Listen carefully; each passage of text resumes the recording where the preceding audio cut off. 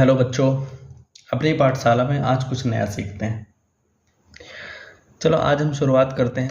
Biology में सबसे पहला पार्ट हम देखेंगे कोशिका, जिसकी खोज रॉबर्ट हुक ने 1665 में किया। हमारा क्वेश्चन है व्हाट इज सेल।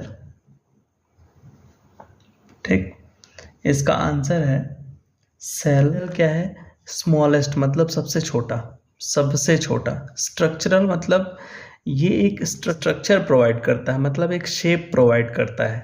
ठीक, फिर फंक्शनल, फंक्शनल मीन्स क्या है? ये फंक्शन परफॉर्म करते हैं, ठीक है, जिसके थ्रू एनर्जी प्रोड्यूस करते हैं, ग्रोथ करते हैं, बहुत सारी चीज़ें हैं। मतलब क्या हुआ? Cell, cell is the smallest मतलब सबसे छोटा। स्ट्रक्चरल मतलब एक प्रॉपर स्ट्रक्चर रहेगा, इनका एक प्रॉपर शेप रहेगा। फिर ये फंक्शन परफॉर्म करते हैं। फंक्शन बहुत तरह के होते हैं, उनसे बहुत सारे बेनिफिट होते हैं।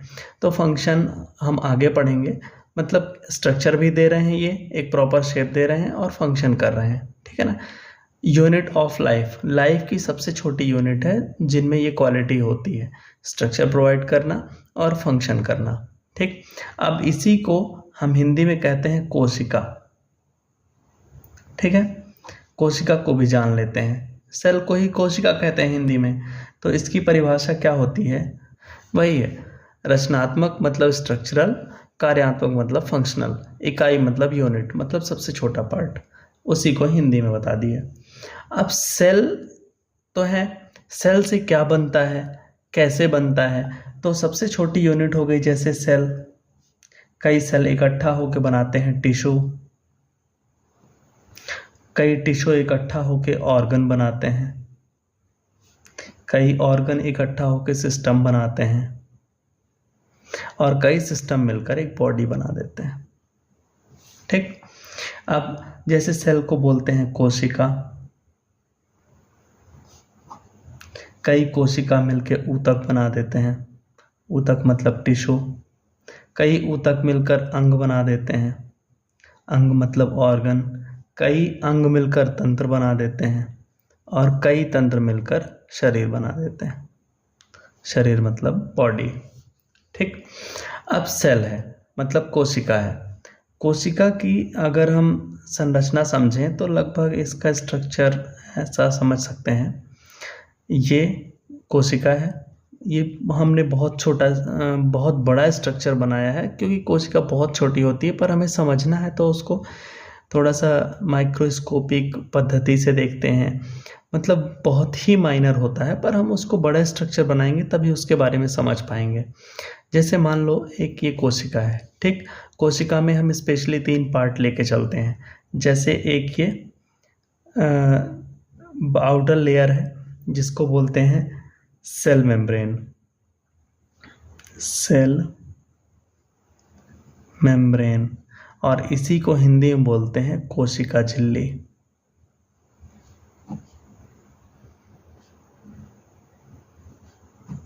ठीक, फिर ये होता है न्यूक्लियस मतलब नाभिक,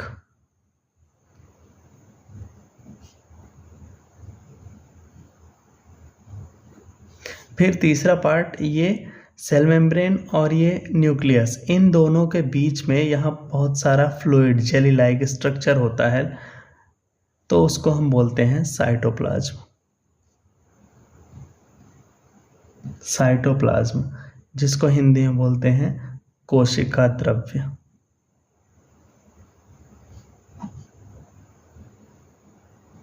ठीक, अब क्या है? जैसे ये 3 पार्ट हो गए, एक हो गया साइटोप्लाज्म, एक हो गया सेल मेम्ब्रेन, एक हो गया न्यूक्लियस। ठीक, अब इनका फंक्शन अगर देखेंगे तो जैसे देखें कि सेल मेम्ब्रेन, सेल मेम्ब्रेन क्या करता है? सेल मेम्ब्रेन मतलब ये आउटर लेयर है, ये क्या करेगा? हमारा जो सेल है, सेल को सेपरेट करता है एनवायरनमेंट से, मतलब separate inside of the cell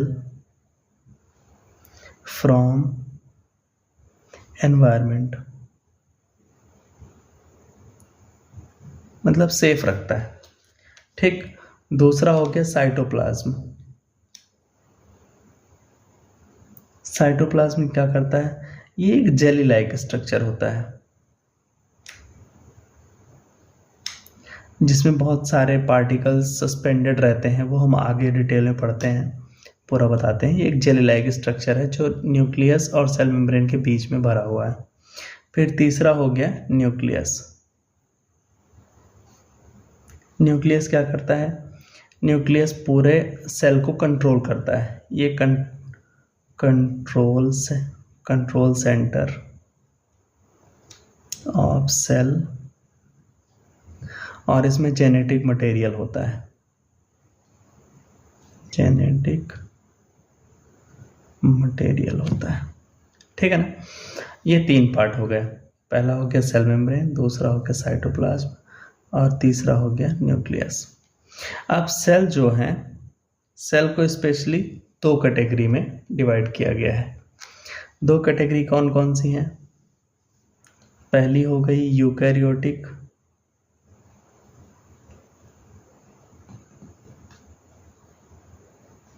cell, दूसरा हो गया prokaryotic cell.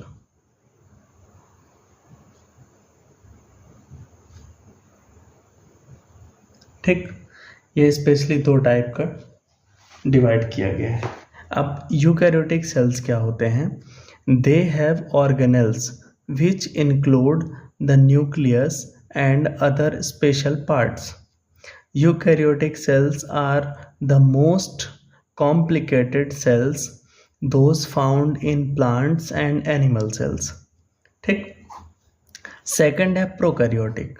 Prokaryotic cells, they don't have nucleus and membrane enclosed organelles. इनमें न्यूक्लियस है और स्पेशल पार्ट्स हैं, मतलब ऑर्गेनेल्स हैं, और इनमें ना तो न्यूक्लियस है और ना ही ऑर्गेनेल्स हैं। They have genetic material with not contain nucleus. इनमें जेनेटिक मटेरियल तो है, डीएनए तो है, बट न्यूक्लियस नहीं है, ये ऐसे ही ओपन रहता है। Prokaryotic cells are always one celled और यूनिसेलुलर ऑर्गेनिज्म। Example bacteria. जैसे अभी हम सेल देख रहे थे, ये सेल देख रहे हैं हम, ठीक। सेल में ये न्यूक्लियस है, ये साइटोप्लाज्म है, ये सेल मेम्ब्रेन है। तो जो यूकैरियोटिक सेल्स हैं उनमें तो ये सब रहेगा, सेल मेम्ब्रेन भी है, साइटोप्लाज्म भी है, न्यूक्लियस भी है, और ये यहाँ पे बहुत सारे स्पेशल पार्ट्स हैं, जैसे माइटोकॉन्ड्रिया हो गया, लाइसोसोम हो गया, गोल्जी अपरेटस हो गया, ये सब रहेंगे। लेकिन जो प्रोकैरियोटिक सेल्स हैं उनमें सिर्फ सेल मेम्ब्रेन है, साइटोप्लाज्म है, और न्यूक्लियस भी नहीं है। यहाँ पे ऐसे ही सिर्फ डीएनए है, मतलब उसका जेनेटिक मटेरियल है, मतलब न्यूक्लियस नहीं है। Thank you.